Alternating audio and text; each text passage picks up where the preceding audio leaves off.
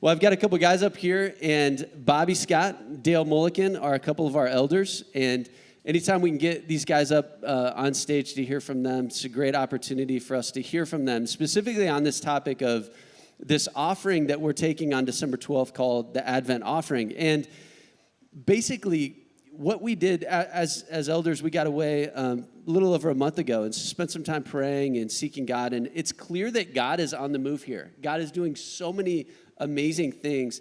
And it's not yet crystal clear on what that is. You know, what is that next step of faith God is calling us to? But the conclusion we came to was that step of faith is going to be much easier if we're not dragging this anchor of debt, right? For us to be prepared to take those steps of faith. And so I want to just hear from these guys. They're pace setters in giving, these two guys specifically. And so, Bobby, you're the elder over the finance team, and you kind of have your eyes on the finances of Veritas. And I would love for you to share a little bit about what we're trying to accomplish in this offering over these next 3 Decembers. What are we trying to accomplish, and what does that look like practically for if you were talking to me personally and just saying, Mark, here's what that would mean for us to reach this goal for you. So yeah, thanks. So yeah, just to reiterate what Mark said, we're trying to get rid of the boat anchor we're dragging behind us, which is our mortgage, right? We've got a $3.25 million mortgage on the building, and we would love to get rid of it Dave Ramsey style, right? Just wipe it out. And so the idea that we had, what about if we, over the next 3 Decembers, so a month from now, and then a year from now, and then 2 years from now, we took an Advent offering, and the goal is to just try to wipe that down. So $3.25 million divided 3 ways, it's about $1.1 million. So in December, in a month from now or 2 weeks from now, we're going to try to raise $1.1 million. And so the way that practically, how would we get there? So we have a $2 million budget for Veritas Church over a year. And so givers, you guys, give $2 million to the church over a year. So if we're trying to raise $1 million, that's half of our normal budget, right? So that would mean then that if whatever you give for the year, if you would give half of that as a one-time gift in December, then we would get there no problem, right? Now, some of you hear that number and say, oh, that's a lot, you know, and that's great. Some of you hear that number and say, wow, that's easy. And so I would say, just give whatever you've decided in your heart to give, and give it cheerfully. And if everyone does that, we will have absolutely no problem knocking that out. And so that's kind of the main idea there. Cool. Dale, speak to us about, you've been a pace setter in giving. And I think you've challenged me in that way.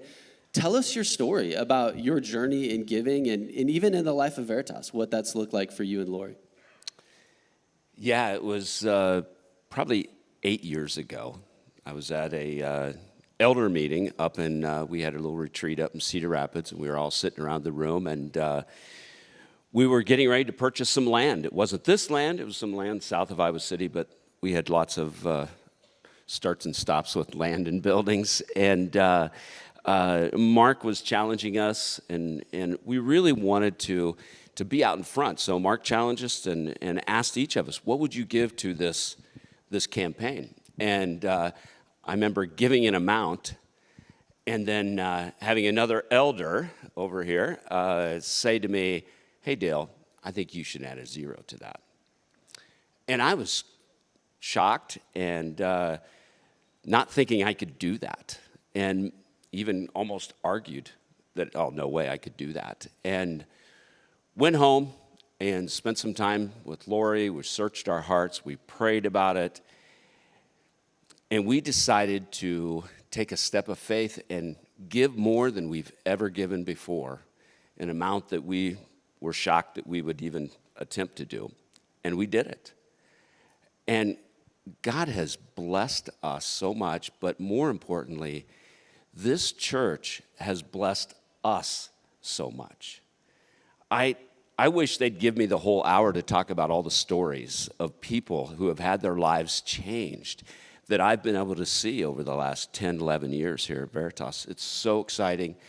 There are people that were here even 5, 6 years ago that gave to Veritas that aren't here anymore because they caught the vision of Veritas, and they're not even here.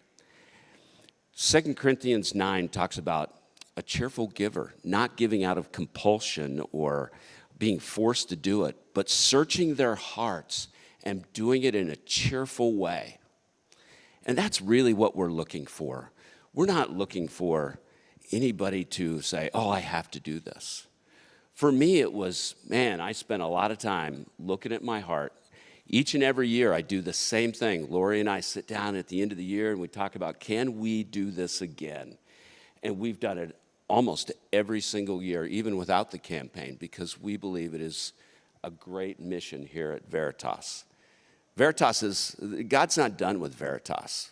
Just like Tracy said the other day, God's not done with her. God's not done with Veritas. There's going to be some amazing, great things that happen. You see, I truly believe God doesn't want your money or my money. He wants my heart. And he wants me to be a cheerful giver.